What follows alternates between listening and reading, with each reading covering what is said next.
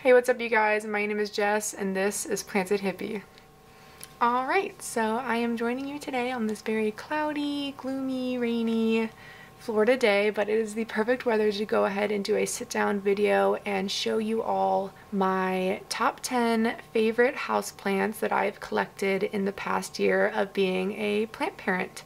So March of 2021 is when I officially started collecting houseplants. So it has been an official full year and it is my Plantyversary. So I am very excited to show you all my top 10 favorite plants that I have collected in the past year. And if that does interest you, I do ask that you please stick around, leave a like, a comment, or even subscribe down below so that you are notified every time I upload a new video and to help me keep on planting. So with that, let's go ahead and get into my favorites. Alright, so the very first plant on my list here, and this is in no particular order. I'm starting at number 10 and I'm going to work my way to number 1. You can kind of assume that the plants closer to number 1 are going to be my tip-top favorite of the favorites, so do that as you will. But number 10 is the Monstera Deliciosa. So such a classic plant and a starter plant for so many in the houseplant community, and for good reason, because it is such an easy care, propagation, and let me think, pest control plant in general. It does very well in low light, medium light, high light, and doesn't require a lot of water or humidity, although you can give it a lot of humidity if you want to push out more leaves and not have them get stuck or crisp up on you. But for a lot of people, they acclimate well in a lot of different parts of the country, and they're very popular because of that. So I particularly love Monstera Deliciosa because they actually are the plant that got me into collecting houseplants to begin with. I actually saw an amazing TikTok video, and it was one of the very first videos I ever favorited, and it was a mature giant, I think they said it was a 20-year-old Monstera Deliciosa, and it was crawling or trailing up their beautiful white walls in their sunny, bright plant room with a skylight, and it was all glass, and it was just just one of those like typical plant talk videos that I'm used to now. But I was just so mesmerized by like the oasis that this person had created inside their home with just plants. And I didn't really get the concept of that you could have plants indoors and have them thrive and be happy. I thought you would always just buy plants and they died. I didn't know you could make a plant live for 20 plus years and then hand it down to your daughter or a friend or sell it for a profit. This whole plant world opened up to me so quickly, and I am forever thankful to the Monstera Deliciosa for showing me a whole new world, literally. So number 10 is the Monstera Deliciosa. Alright, so the next plant on our list is the Queen Antherium, or Antherium worquainum. And this is the plant to get me into loving Antherium. I know from lots of videos here on YouTube, they are kind of known as a finicky plant and require a lot of humidity and like lots of water and take up a lot of nutrients, and if you don't give them that, they're gonna look ugly and have crisping yellow leaves and only hold 1 or 2 leaves and never really look to their greatest potential. So I was a little scared and hesitant to get an Antherium to begin with, but I am a kind of all or nothing type of personality, and the very first Antherium I purchased against all the videos I watched was a Queen Antherium. I didn't get the easy forgetti or the veitchii or anything like that. I went straight ahead and challenged myself by getting a Queen Antherium. So I can actually show you the one in here in my cabinet is the very first one that I purchased. She is the dark and narrow form, which is different than the other queen that I have hanging in my plant room, which I will show video of. But they are both uniquely different and so special in their own ways, but I love them the same because I just think this plant is so unique, and the long velvety leaves are just so striking. And again, I didn't find any of the issues that other people have come across with caring for Antherium, especially the velvety type like the War Queenum. I actually found that it likes Florida and it likes my house, it likes the high humidity, and maybe I'm just lucky in where I live, but I have really never had any issues with either of my Queen Antherium, and I'm super grateful and lucky for that. So that is why she is on our favorites list today. So that is number 9, the Antherium War Queenum.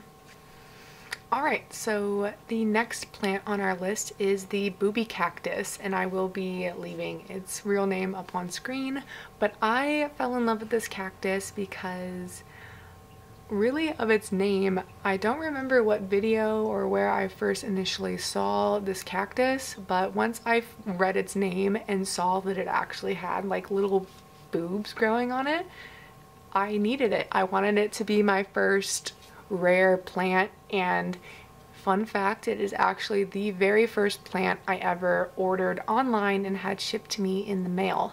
So it holds a special place in my heart because of that, and I forever will love cactus because of this one species, and I love it. So number 8 is the Booby cactus. Next on our list is the Philodendron micans. So this is one of my very favorite plants solely because of its styling abilities. So you can have this plant climb up a pole and be this big, massive, bushy pole, tall plant, or you can have it be a more compact plant and have it trail down a bookcase in a more lower light situation in your home, or you can have it in a big pot and have it still trailing or climbing. So I think this plant is super versatile to a lot of plant parents who maybe are like me and like to keep the majority of their humidity loving, or I guess finicky plants in an environmentally controlled room like my plant room that I showed in the houseplant plant room tour video. I like to keep more of my rare plants in there and then style my home with plants that I know are more hardy and can take maybe a lower light situation, less water, and things of that nature. So for that reason, I really love and enjoy decorating my home and collecting Philodendron micans. So that was number 7. Alright, so next on our list is another Philodendron. It is actually the very first plant I ever gifted to somebody else, and that is the Philodendron biliate. And this is one of my favorite plants because I actually gifted this plant to my fiance Austin for his 25th birthday last October, and I ordered it off of Etsy, and it was pretty juvenile when I first got it, and he was super excited about the longer leaves, and it was one of the very first philodendrons he was branching out into and interested in and looking at and showing me pictures of on Instagram and stuff like that. So since he only really collected carnivorous plants at that time, I thought it would be a great gift to help him branch out more into the community and be able to collect a rare philodendron like the biliate. So last October, again, I just went ahead and purchased him his very first philodendron, and he ended up loving it. So I love this plant solely because it reminds me of my awesome fiance, and how I got him into loving more than just carnivorous plants. So that makes me super happy, and I can't wait to see how much more growing this plant does, because it definitely has taken off since I gifted it to Austin back in October. So that was plant number 6, the Philodendron biliate. Okay, so excuse the kind of lighting change. It decided to start torrential downpouring outside, so we're gonna finish this video. Thunder and all. But next on our list is actually another cactus, and it is the Monkeytail Cactus. And I've always kind of admired this plant, but I hadn't been able to purchase one solely because I couldn't find it. And I know I could have I knew I had a few opportunities to order one online, but they were only selling them with one tail, and I wanted a more established, obviously, plant or a basket of multiple tails, so I would have a head start, because these plants are notorious for growing slower, at least to that more mature size that you see in those amazing pictures.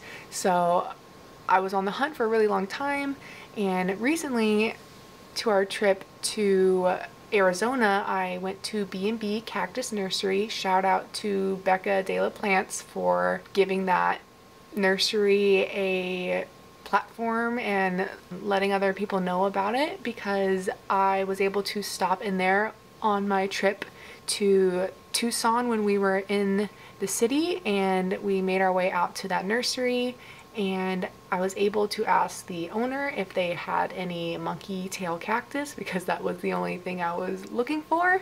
And to my surprise and luck, they had a new shipment of it. He said they don't really get them too often. It is actually something that he had to request a few months prior, and he had just gotten them. So I ended up buying 3 single tails and flew them back home to Florida with me and potted them back together into one pot. So I kind of got my wish of having a more full plant, but if I had more room on the plane ride and to like hold a container of plants, I probably would have bought 5 or 6 tails, so I would have had a bigger, obviously, pot to pot them in. But as you can see from the footage of my current cactus, it has changed a lot since the plant tour video, and it is just going crazy. Her tentacles, her little arms are going all over the place, and I'm just super excited to see how quickly it is growing, because I thought it would be a slower grower just because it is a cactus, but it does seem as though it is growing quite quickly, and that is making me super happy and very excited to watch its growth and continue to become, hopefully, a really mature, hanging, beautifully flowering monkeytail cactus. So with that, that is my number 5 plant, the Monkeytail Cactus. Alright, the next plant on our list is the Monstera Orea, and I added this plant to my list because of everything I've learned from it. So basically, to put things short, I did receive my particular Monstera Orea from Etsy with root rot. And it was really scary, and I had to act very quickly, and it was all happening during winter as well, so it was just added on stress to an already really bad situation. And I luckily was able to save the plant and get rid of all the root rot, reroot the plant, and now, as you can see, she is putting out a beautiful new leaf with amazing variegation. So that's always amazing to see that it kept its variegation, even though it is a top cutting and it's almost guaranteed you can always have a plant revert on you. So especially after all the stress that it has gone through and recreating a new leaf, because the other one had actually rotted out in the sheath and had to become pregnant with a new one. But ever since this new one has emerged, I am hoping that this plant is now on the other side of its treacherous journey and will now finally be able to start pumping out leaves like all the other Monstera that I have. So for that reason, of all the lessons it taught me, I definitely had to add it to our list. So number 4 is the Monstera Orea. Okay, so the next plant on our list is a very special one. If you can't tell, I'm already smiling, but I recently actually just purchased this plant, and it was a bigger purchase for me, and luckily my amazing mother actually gifted it to me for just doing such a great job with the rest of my plants, and she just wanted to say, like, keep going, and I can't thank her enough for this plant because I literally almost cried when she said I could have it. And we ended up going down to the Perfect Choice Nursery in Fort Lauderdale, Florida, and luckily they had an amazing selection of Philodendron Florida Beauty. I can't even believe I'm saying this, but she is mine. This plant is mine. It is magnificent. It is beautiful. She is obviously still acclimating to my space. She hasn't really done anything crazy or changed much, obviously, but just look at that variegation. She is so beautiful and worth every penny in my book because of just how much joy she has already brought me and so much beauty she has already brought to my collection, because oh my gosh, every leaf is variegated and it is just so pretty.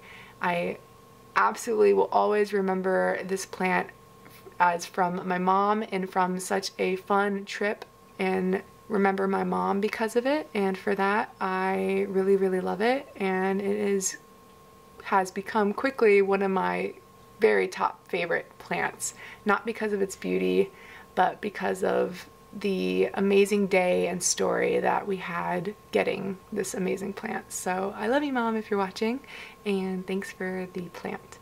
So that was number 3, the Philodendron Florida Beauty. Alrighty, so the next plant on our list is another Antherium, and fun fact about this Antherium, I actually used to hate it. I did not find anything attractive about this plant, and that is the Antherium Luxurians. I thought those big, scaly, dragon-looking leaves were just not it. I didn't like it at all. I was more attracted to the Queen, where it had the long velvety leaves, and even like the Forgetii or Magnificum or Regale. I was really gravitating towards those Antherium at the time. But it wasn't until last summer, me and my fiance Austin took a trip to visit my family in Nashville, and we ended up having a day just to ourselves, and we realized, well, I didn't realize, Austin mentioned that one of his carnivorous plant guys on Instagram who owned their own greenhouse actually lived near Nashville. So we ended up just driving about an hour and a half east of Nashville to Red Leaf Ranch. He does have his own greenhouse, and he does sell plants online through Red Leaf Ranch on Instagram and I think online. But we were graciously greeted and let in to see his greenhouse, and I was actually able to purchase a couple plants as well, since he also collects Antherium, things like that.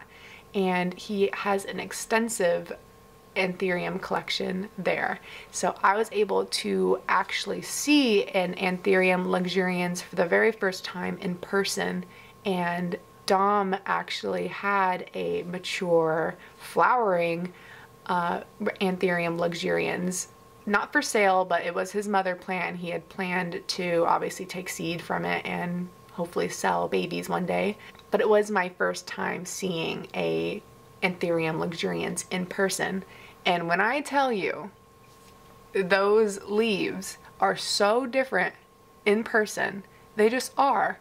The scaliness is a lot more, like you can appreciate the scaliness a lot more in person rather than on a screen. You can feel the divots in the back of the leaf. You can see the the venation in each little pillowy kind of tuft of section on the leaf.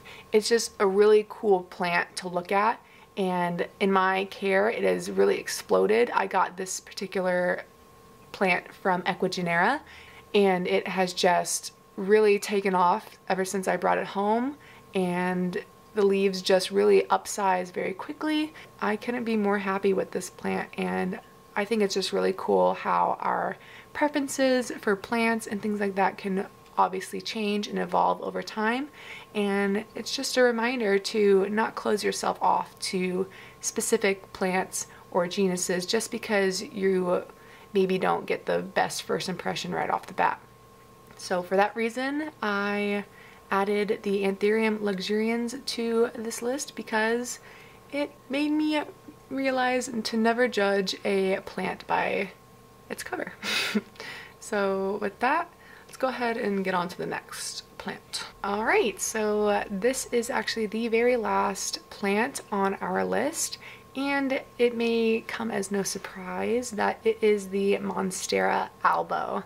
I did kind of mention in my plant tour again that this was my favorite plant of all time. Obviously, I love Monstera because, again, it got me into loving plants, but something about the white variegation on Monstera Albos drew me in immediately. I remember when I first saw my first Albo, just a photo, I knew I needed this plant in my collection. It was one of those like ADD, OCD, fixation things where I need it now and I won't be happy until I have it. And I'm kind of glad I'm not really like that anymore when it comes to collecting my plants. I don't mind waiting until I have the funds or can trade or do whatever I need to do to get that plant in a timely manner. I don't really obsess over them anymore, but it was definitely a fun time being able to fall in love with such a beautiful plant so quickly and then do absolutely anything to kind of get it. So I did get this Albo a year ago at the Perfect Choice Nursery, and this was actually the very first time that I traveled down there with my fiance Austin, and we were just doing a little road trip, and it was just a super fun memory and day again that we went to that nursery and just had a great time. And I kind of went there with the sole purpose and mission of finding an Albo and wanting to purchase one. So I was so happy when they had such a great selection the day that I visited, and I ended up leaving with one and traveling back home to St. Augustine with it with no issues, and it acclimated very well. And after about 8-9 months of growth, I ended up making that video that you guys all saw, my 3-part how to propagate the Albo Monstera video. I sold off some cuttings and I basically made my money back with that plant. So it has just been a super awesome plant to love, admire, and learn from, and that is why it is #1 on my list today.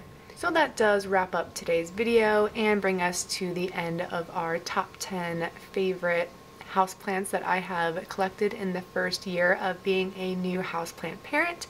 And if you did stick all the way to the end, I do ask that you please leave a like, a comment, or even subscribe down below so that you are notified every time I upload a new video, and help me keep on planting. So with that, and with this thunderstorm rolling in, I will see you guys in the next video.